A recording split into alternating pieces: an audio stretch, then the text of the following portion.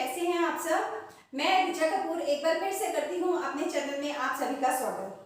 जैसा कि पिछली वीडियो में मैंने आप लोगों को प्रॉमिस किया था कि मैं अगली वीडियो बोली और राष्ट्रीय भाषा के ऊपर लेकर आऊंगी।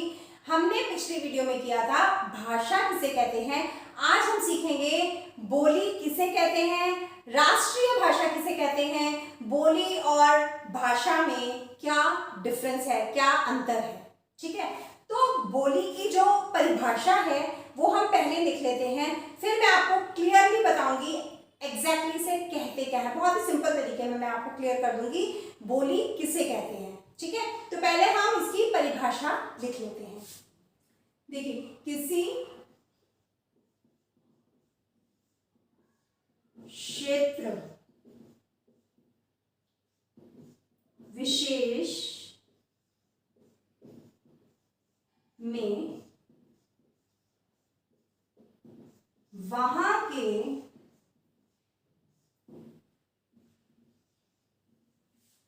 स्थानीय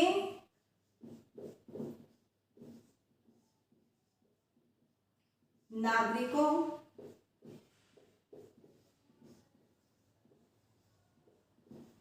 द्वारा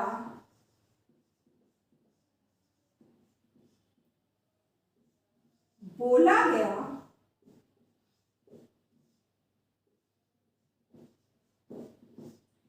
भाषा का वह रूप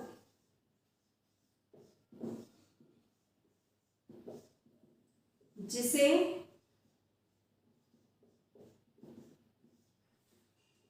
लिखा ना जा सके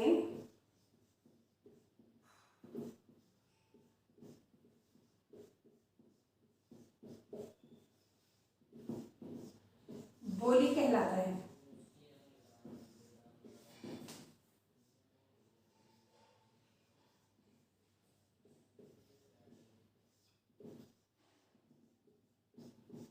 ठीक है, क्लियर हुआ।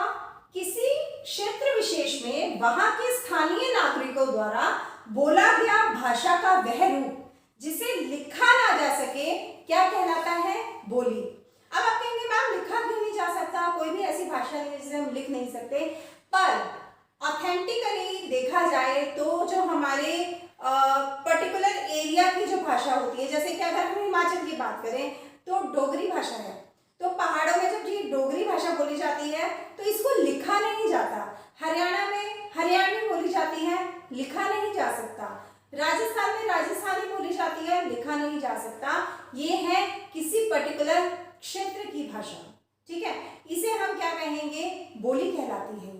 ये किसी पर्टिकुलर एरिया में ही बोली जाती है, इसलिए इसे बोली कहते हैं।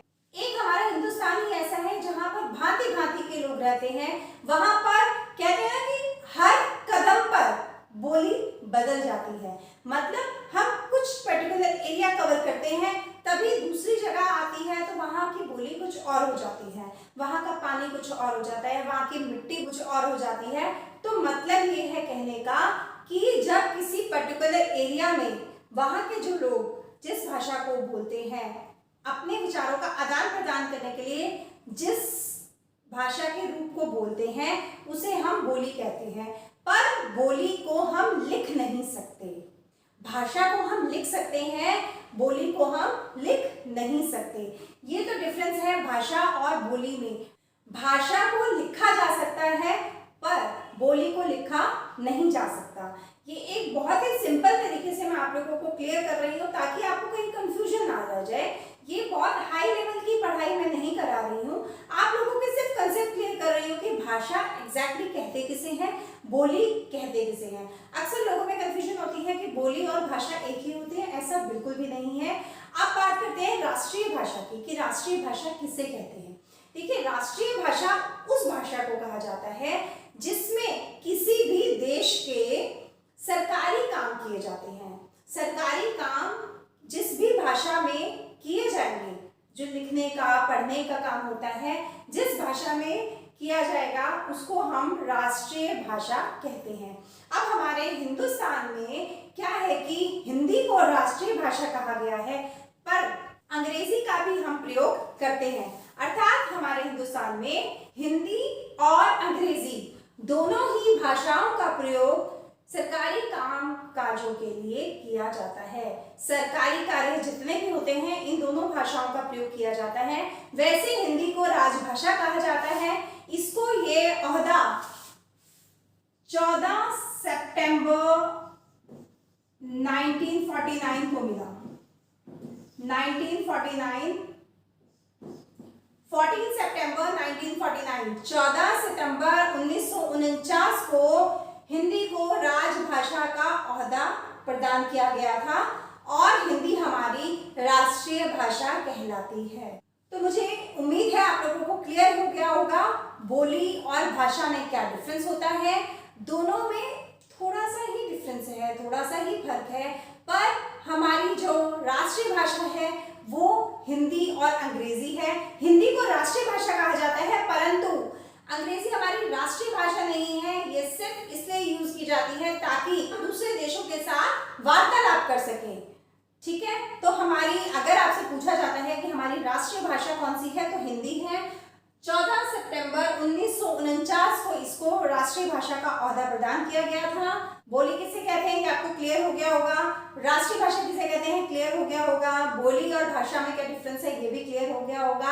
अगर आपको वीडियो पसंद आई है तो लाइक कीजिएगा, सब्सक्राइब कीजिएगा मेरे चैनल को, और अगर कहीं कंफ्यूजन है तो कमेंट करके बताइएगा। उन लोगों को शेयर जरूर कीजिएगा जिन्हें इसकी जरूरत है। जो भाई बहन हिंदी सीखना चाहते हैं उन्हें ये वीडियो बहुत ही ज्यादा काम आने वाली है। तो मैं मिलूंगी आपसे अपनी अगली वीडियो में, तब तक के लिए नमस्कार।